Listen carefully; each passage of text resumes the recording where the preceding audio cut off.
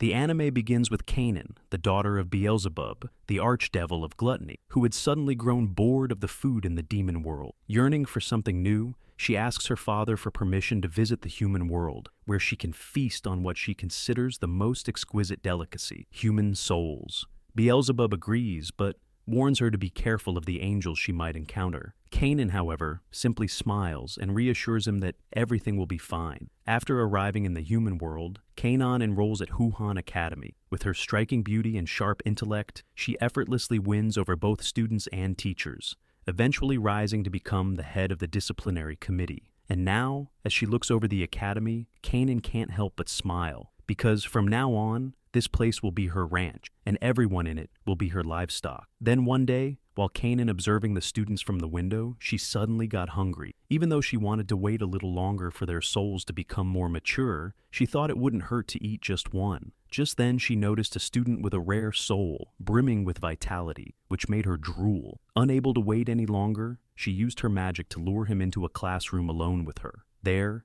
she revealed her demon form and told him that she was going to devour him and enjoy his taste raw. This confused the boy, and he looked at her, thinking she must be cosplaying as a demon, and completely misunderstood her, assuming she meant a different kind of devour. So, he quickly knelt down and thanked her, shocking Kanan, saying it would be his honor, as it had always been his dream to be devoured by a devilish girl like her. With that, he then started to undress in front of her, making Kanan blush as she realized he had misunderstood her. Still, she thought this was the perfect chance, since she could simply steal his soul while going along with it. But there was one problem. She was a complete virgin. Wanting to get out of the situation, she nervously asked him if this wasn't something that should only be done by two people who loved each other. But the boy reassured her not to worry, saying he had already fallen in love with her the moment he saw her, and that he believed she had called him here because she felt the same way. Hearing the word love made Kanan freeze for a moment, as she had never fallen in love with anyone before, let alone even held hands, despite being several thousand years old. And now, as she looked at the boy's body more carefully,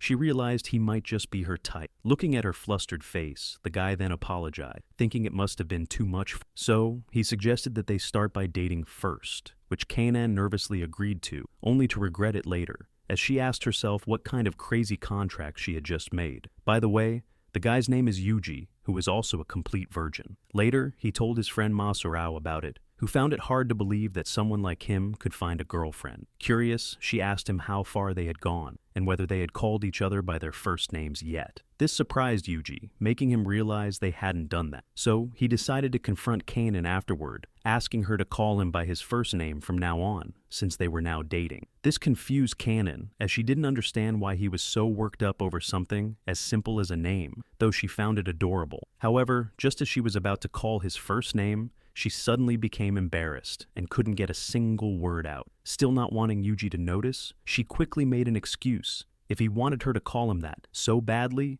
then he had to call her by her first name first. Yuji agreed and said it without hesitation, making her heart race like crazy. She wondered how he could say it so casually. Seeing her reaction, Yuji then got closer to her, while continuing to call her by her first name, and demanded that she call his name back, which only made her even more flustered. Unable to take it any longer, Kanan slapped him hard and quickly ran away. But just as she was about to leave the room, she gathered her courage and managed to call him by his first name, making him really happy. Later, Kanan begins patrolling around the school, cracking down on student relationships. After all, she wants their souls to remain pure and delicious. Just then, Yuji sneaks up behind her and asks why she always runs away from him, even though they are now lovers. This leaves Kanan speechless, unsure of how to respond. Noticing this, Yuji steps closer and tells her that he actually came to ask where they should go to make their first time truly unforgettable. The question catches Kanan completely off guard. She thinks about how perverted he must be to bring that up so soon. Shouldn't that kind of thing only happen after marriage? Still, she doesn't want him to see her flustered, so she pretends to stay calm and asks what location he has in mind. Yuji thinks for a moment and suggests the park. Shocked, Kanan immediately rejects the idea, calling him a pervert and saying it would be too embarrassing if anyone saw them. Understanding her reaction, Yuji apologizes and suggests a hot spring trip instead,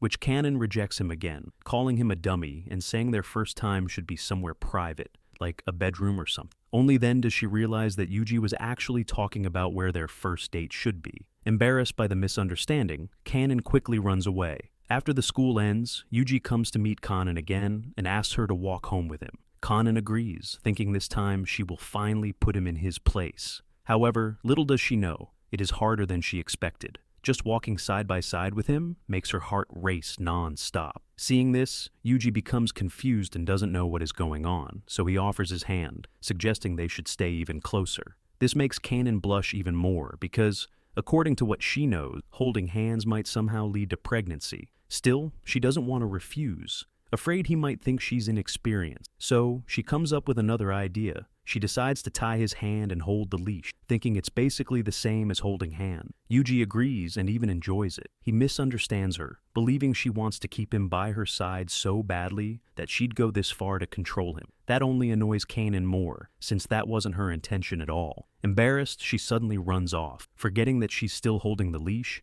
and ends up dragging Yuji along with her. He then gets up and notices that they are now at the park, so he tells her there's something he's always wanted to do with her. This immediately reminds Kanan of their earlier conversation at school, causing her to misunderstand again. She worries that they're really about to do that in the park. However, to her slight disappointment, Yuji simply takes her to buy croquettes. It turns out he had always wanted to eat street snacks like this with his girlfriend. Looking at the snack, Kanan asks if there's any sauce, which makes Yuji sigh in frustration. He tells her to just eat it as it is, reassuring her that the croquettes from this shop are top tier. He explains that he has tried many places, but none are as delicious as this one. Hearing this, Kanan can't help but laugh, surprised to see this side of him, and finding it surprisingly cute. Trusting his words, she takes a bite, and is shocked at how good it actually tastes. As she eats, she notices Yuji staring at her. Curious, she asks what he's looking at. Yuji then softly replies in a casual voice that he can't help it as she just looks so cute while eating,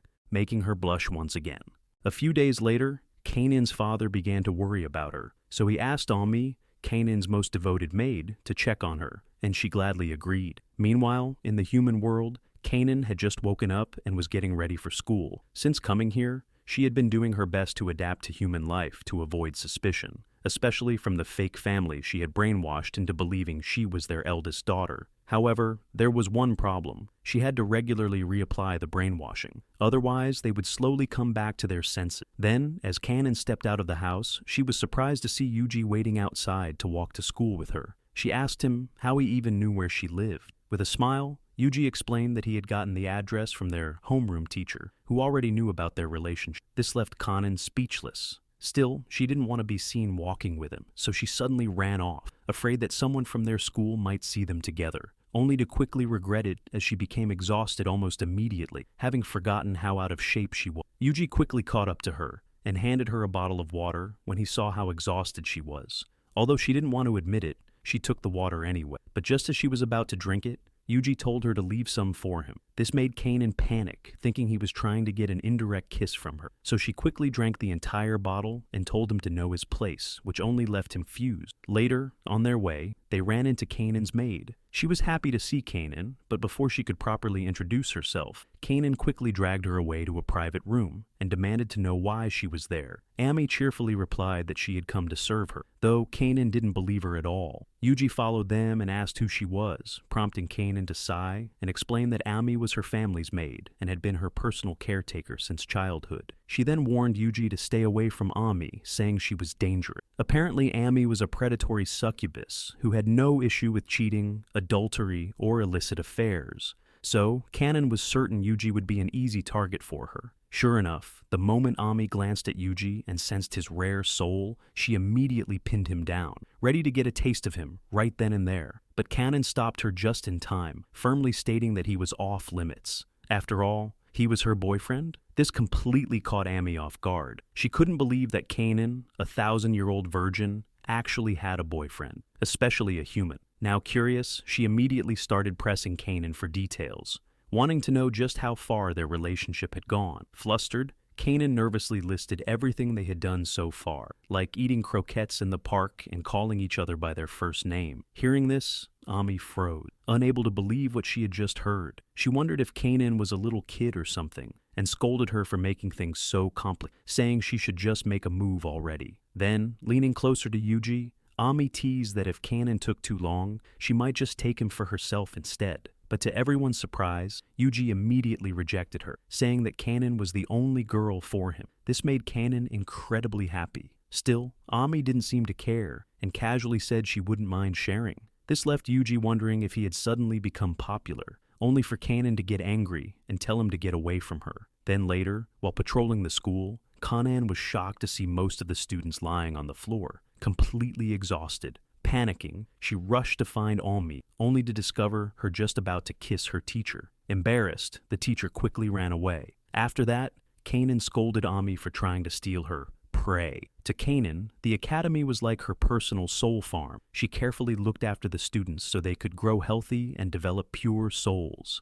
Now, Ami had almost ruined all of that, before Kanan had even gotten the chance to enjoy any of it herself. Ami let out a sigh and said that was what Kanan got for dragging her feet. This only made Kanan angrier, as she explained that she had standards, unlike Ami. She pointed out that Ami would go after anyone, old men, overweight guys, girls, even delinquents. No one was off limits to her. Hearing this, Ami apologized, saying it was because everyone had their own charm. This made Kanan pause and realize that Ami always focused on the good in people. Even back in the demon world, Ami had been careless and sloppy, yet for some reason, she was always strangely popular. Kanan then took back her words and apologized for misjudging her, admitting that Ami did have standards of her own. However, she still warned her not to make any moves on her students again, as it is a hassle to keep erasing their memories. And Ami agreed. Kanan then grew curious and asked Ami if she found Yuji attractive. Ami didn't answer and simply said it was a secret. This made Kanan uneasy, worrying that Yuji might fall for Ami's charms when she wasn't around. Because of that, she decided to stick close to him all day. She made up an excuse, asking him to help her keep an eye out for students causing trouble around the school. However, she quickly began to regret it. For some reason, Yuji kept bumping into different female students and accidentally charming them. As if that wasn't enough, he suddenly received a message from his friend, Masurao, asking him to stop by her place because she had made too much food. This only made Kanan even more upset, and she immediately told him not to go. After school ended, Kanan was still angry at Yuji. This time, though, she swallowed her pride and told him to focus only on her. This caught Yuji off guard, but he found her jealousy cute and gently patted her on the head, making her blush. Meanwhile, Ami watched them from afar, still finding it hard to believe that Kanan had fallen in love with a human. She couldn't help but wonder what would happen if Kanan's father found out. Even so, seeing how happy Kanan looked made Ami quietly root for her. With that, Ami glanced at a nearby teacher and smirked, saying she'd go have some fun of her own. The next day, while shopping, Kanan unexpectedly ran into Kyugi having lunch with another girl. Nearby, the maid secretly watched the scene unfold with excitement, eager to see how everything would play out. The moment Kyugi noticed Kanan, his face lit up with joy, completely convinced that fate had brought her to him at the perfect time. Kanan, however, was far too irritated to share his excitement. Cutting him off, she immediately demanded to know who the girl beside him was, especially since the two seemed so close. Completely unaware of the tension in the air, Kyugi casually introduced the girl as Masurao, his childhood's friend. But the girl instantly grabbed his collar and sharply corrected him, saying that her name was Nideko. She reminded him that she hated being called by her last name. Seeing this only irritated Kanan even more, making her think the two were openly flaunting their relationship right in front of her. Then it suddenly hit her. Nadeko must have been the childhood friend who had been talking with Kyugi on the phone the other day. Just then, the maid suddenly joined the conversation out of curiosity, asking what it had been like growing up as humans and whether they had any especially juicy stories to share. This startled Kanan, who wondered how long the maid had been standing there, but no one paid attention to her reaction. Nadeko simply smiled and explained that their relationship was nothing unusual. They were just normal childhood friends who used to play together at the park and occasionally have sleepovers. Hearing this only fueled Kanan's frustration, to the point that she briefly wondered if she should just eat both of them and be done with it. Sensing the dangerous atmosphere, Nadeko quickly turned toward Kanan, confused by the intense glare she was receiving. She then asked Kyugi who Kanan was and whether she came from some kind of shady background. Only then did Kyugi realize that he had never introduced Kanan to her. So he quickly explained that Kanan was the girlfriend he had mentioned before. This completely shocked Nadeko. Finally understanding the reason behind Kanan's icy stare, she realized that Kanan had clearly misunderstood her relationship with Kyugi. Panicking, Nadeko hurriedly explained that they were only this close because their parents were friends and that she and Yuji were simply childhood friends. But Kanan responded with a chilling smile, asking if Nadeko was trying to brag about it. Caught off guard, Nadeko quickly tried to explain further. She said their families had known each other for years, that they were only neighbors, and that they had gone out today just to run a quick errand together, not for a date. Unfortunately, Kanan interpreted every word in the worst possible way. In her mind, their parents approved of their relationship, they lived close to each other, and they even went shopping together. To her, that clearly meant they were on a date. Finally reaching her limit, Kanan broke into a wide smile and calmly declared that she understood. Out of kindness, she would graciously spare Nadeko's life while turning the rest of her into feed for the pigs of hell. Hearing that, Nadeko immediately realized that Kanan had completely misunderstood everything. Watching Kanan's unsettling smile, Nadeko couldn't help but wonder if this was what happened when someone's anger went far beyond its limit. Desperate, she turned to Yuji and begged him to clear up the misunderstanding. Unfortunately, Yuji was too busy admiring Kanan's beautiful smile to hear a single word she said. Panicking even more, Nadeko quickly blurted out that she was only jealous because someone as wonderful as Kanan had chosen Yuji,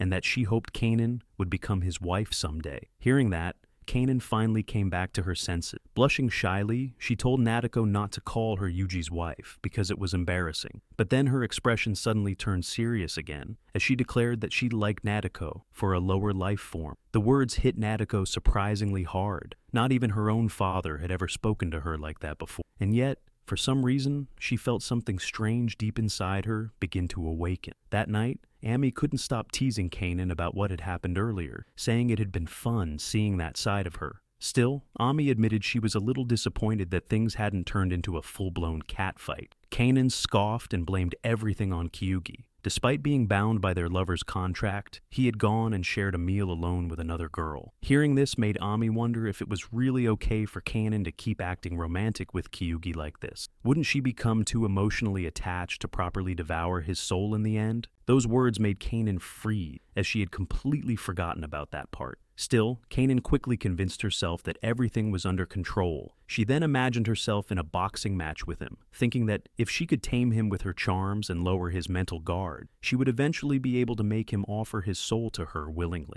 After hearing her explanation, Ami suggested that Kanan's next step should be taking him on a proper date. Flustered, Kanan immediately demanded to know why she would ever need to do something like that. Ami casually replied, as if the answer were obvious, that it was to make him fall even deeper, pointing out that she and Kyugi were already lovers, so just go on a date with him and move on to the next step already. Still, Kanan hesitated, as she did not know how to go on a date, but Ami waved it off, saying it was going to be fine. They just needed to go somewhere together, eat, talk about whatever came to mind, then go home, pounce on him, and eat him up right there. Hearing this made Kanan flustered, and she immediately rejected the idea. Ami then sighed and told her that, in that case, she could just put the pouncing aside and do the rest. She pointed out that even the childhood friend had pulled it off, convincing Kanan that, as the daughter of an archdevil, she would never allow a human to show her up. With that, Kanan suddenly felt motivated and agreed. Meanwhile, her fake parents watched them in confusion and quietly wondered when exactly they had hired a maid, while her fake brother seemed too happy about it. The next day,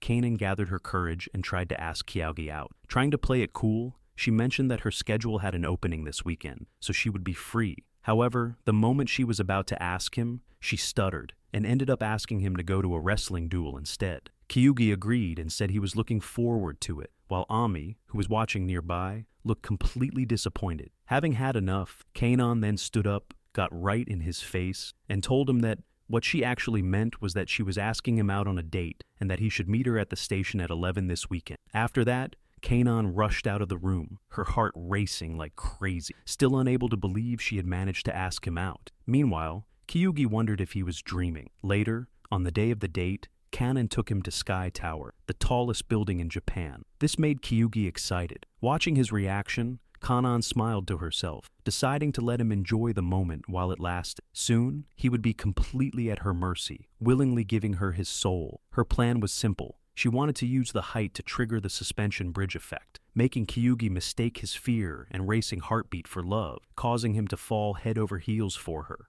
Just then, Kyugi looked at Kanan, noticing something, and suddenly started blushing. Seeing this, Kanan thought her plan must be working. She tried to hug him and pull him closer to the window, but to her surprise, Kyugi avoided her. Thinking that he must genuinely be afraid of heights, Kanan decided this was perfect and kept trying. Eventually, she managed to grab his hand and pull him against her chest. That was when she suddenly realized she had forgotten to wear a bra. Flustered, she immediately tried to save face, claiming that she had done it on purpose as part of her strategy to make his heart race. She then asked him if it was working, to which Kyugi replied that it was, and even asked her to press against him again, only for Kanan to instantly scream, "No, you lower life form." The scene then shifted to the two of them sitting at a park. Kanan was still embarrassed about what had happened, thinking that she never would have gone on this date if she had known it would turn out like this. Just then, Kyugi asked if she wanted some takoyaki, saying it was delicious and offering to feed her. Kanan hesitated even though she secretly wanted some. Realizing this, Kyugi asked if she was embarrassed about being fed. Feeling challenged, Kanan agreed, thinking that compared to the incident earlier, this was nothing. To her surprise, the takoyaki was actually delicious. She then noticed Kyugi smiling in satisfaction and asked what he was smiling about. He simply replied that he was happy. As if struck by an idea, Kanan asked if he wanted her to feed him in return, and Kyugi excitedly agreed. Unfortunately for him, the moment she brought the takoyaki close to his lips, she mischievously ate it herself instead, teasing that he should learn his place rather than expect her to actually feed him. But Kyugi just smiled and said he was glad to see her smiling, since she had seemed down earlier, even though it was their first date. Hearing that made Kanan blush, touched by his word. If you've come this far, please consider liking and subscribing for more videos like this. Thanks.